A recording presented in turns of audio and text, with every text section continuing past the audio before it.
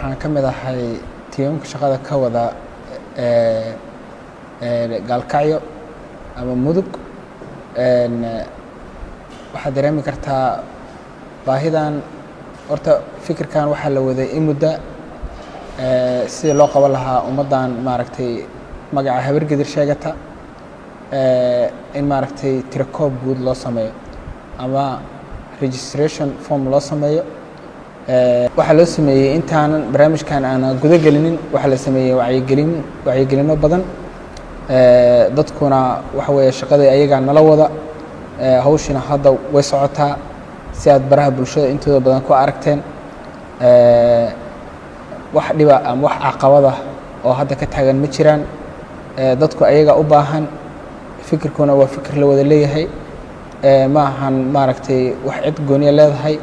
waa fikir ummad maaragtay qoomiyada ay ku midaysan tahay marka wax caqabada naga haysta ma jiraan ama dadka xaggooda ka yimaado